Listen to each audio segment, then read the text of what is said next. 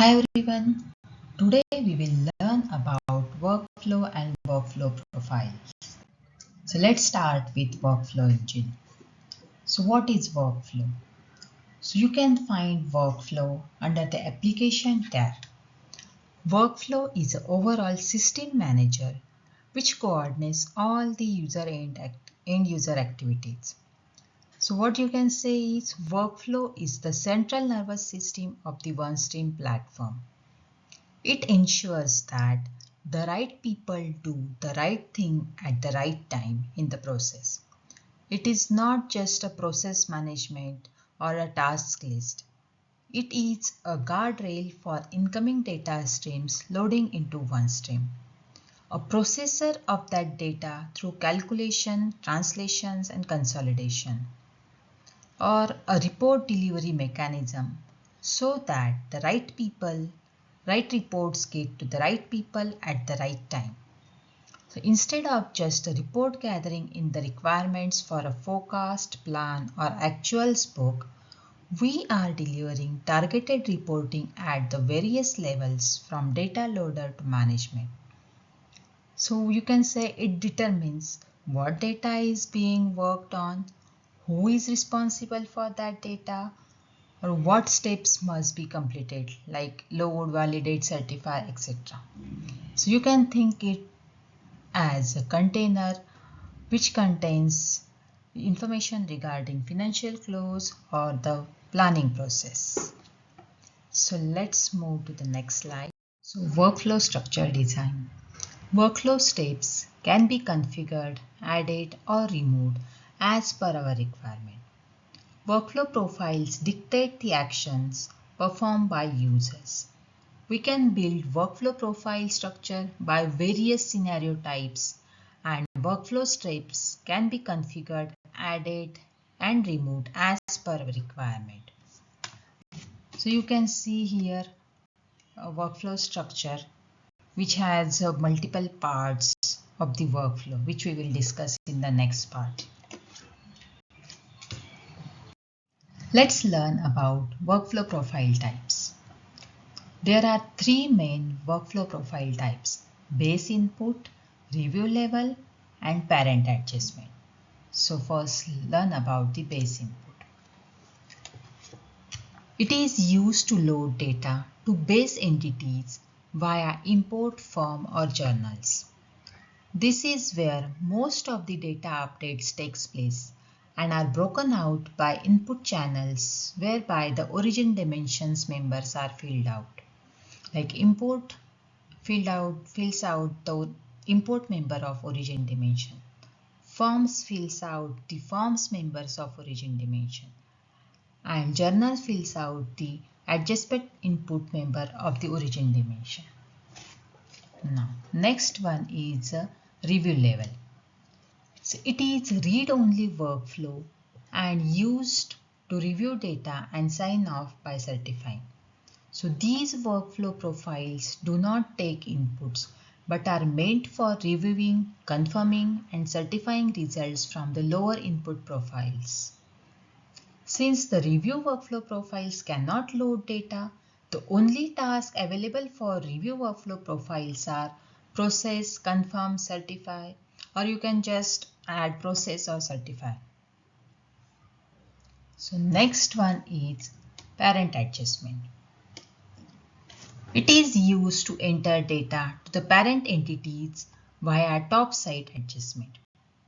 If the top-side adjustment is needed, we need to do so with the parent input workflow profile, either through journal or form.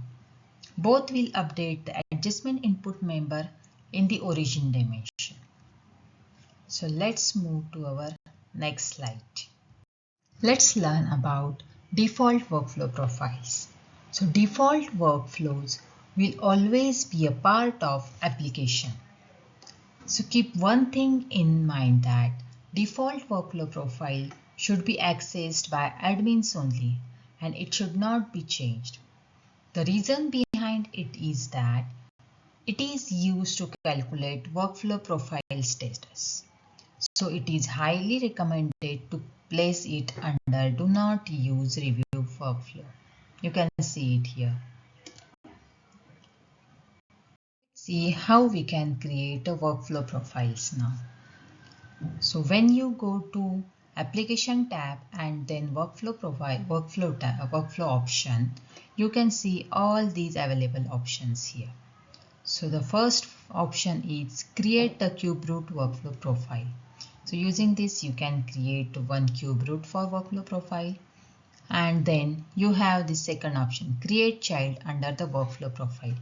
So, and another option is like if you have existing workflow profiles, you can also create like sibling of current workflow profile. So when you click on those, all these three types of options will be available, like whether you want to create review profile, base input or parent input. So all these options are available. So next one you can see this is used for deleting created profile. The next one is for editing. Then this one is for undo changes. This is for save. And all these options are used here like movement up, down. And this is just a move sibling of, move child of.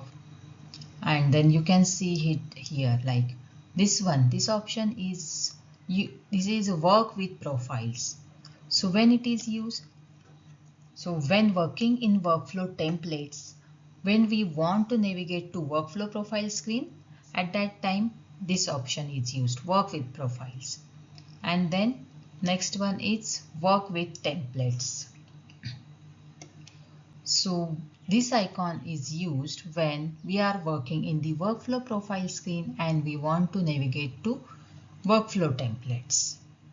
So at that time that option is used. The next one is like update input children using the templates. It's update input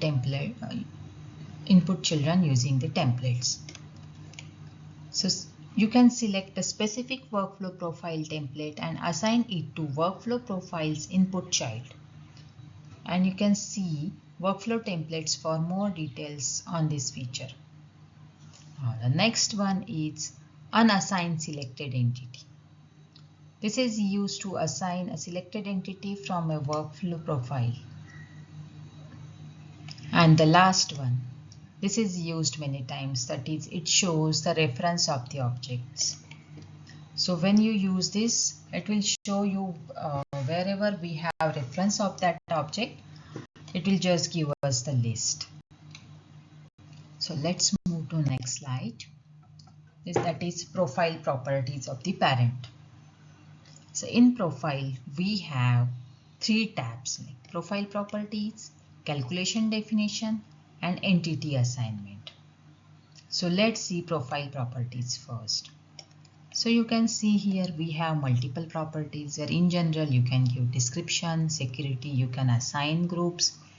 Then in workflow settings, you have all cube names, then workflow names you can assign here like whether you want to do process, certify.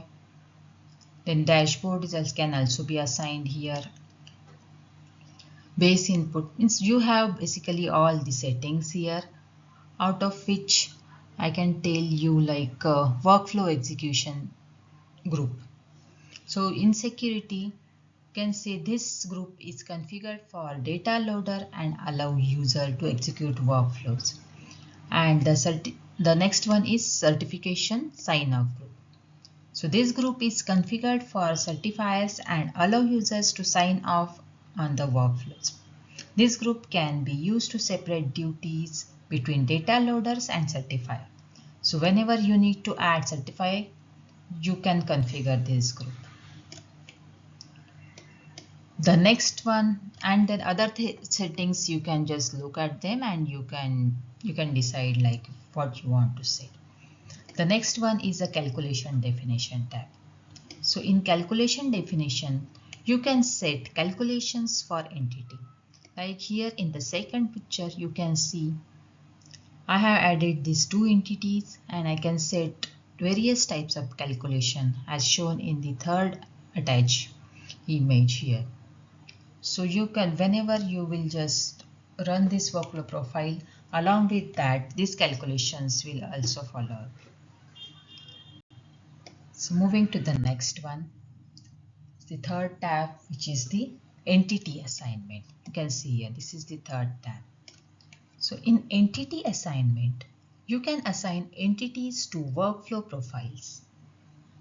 So what is the purpose of assigning this entity? Like here you can say for the Texas load, I have assigned these two entities here. So this profile type determines what entities can be assigned. Like suppose parent entities are there, then parent entities should be assigned to parent adjustment and base entities should be assigned to base input. So each entity can only be assigned to only one workflow profile as per the workflow structure, so that it avoids overlapping of data through multiple profiles for the same entity. It helps to preserve data quality as well, and that's why it is designed in this way. Let's learn about the profile properties for the base members. So here you can see in the application tab under the workflow profile, we have all these options which we discussed in the previous slides. So for the import profile now, we will see the properties. General properties, you can see we can add description here. Then in security, we can add security groups as per the parent profile properties. In workflow settings, we have workflow channels. So this option ties to the workflow channels. This allows for an additional layer of security that defines the dimension library. For example, accounts or UD1 to UD8. You can click on the drop-down to display all the configured workflow channels. By default, this is set to standard. This is an option on each load channel, such as import forms and adjustments. Now, moving to the next one is a workflow name. Workflow name controls the task the user needs to complete in the workflow. There are a variety of combinations based on the type of workflow being designed, and these tasks can vary by scenario and input type. So here you can see in workflow name we have these various options available, and as per your need you can configure this. Again, I have configured this at the default level, but as per the scenario, if you need to vary, then you can configure it as per the scenario type. Here I have configured import, validate and load option. Now let's move into the integration setting. You can see here data source name and transformation profile name. We need to set those two because data source from where you are going to pull your data, and transformation profile is like what mappings you need to do on that data. Those two in details we will see in the other videos. So the next one is import dashboard profile name, this one. So the type of dashboards wanted for the profiles import phase are managed here. Now validate dashboard profile name. It is the type of dashboard wanted for the workflow profile validate phase are managed here. Now the next option is optional data load, this one. So if the workflow needs to load data to some periods but not the other periods. So this option provides a quick way to complete the workflow channel if no data is loaded for that month. The next one is can load unrelated entities. It is used on import and adjustment. If it is set to true, a workflow profile can load data to entities that are not assigned to its input parent workflow profile. And if it is set to false, workflow profile can only load data to assigned entities. A journal can be saved with unassigned entities but cannot be submitted, approval or posted. So you need to keep this thing in mind when loading data and designing workflow profiles. Now, other things you can just see like what types you need to set and all those. Then data quality, and the next main setting is this one, intercompany matching setting. So when it is set to true, the matching parameters section needs to be configured. The second one. Right now I have set it to false so that I don't have to configure this section. And this can be configured at all channels of the workflow profile. So these settings can be true or false. About the central input. So what is central input? So basically when you have a different option in the workflow name, you can see here one option is a central input. So this is used when data is entered centrally on behalf of user or entities associated with another base input workflow profile.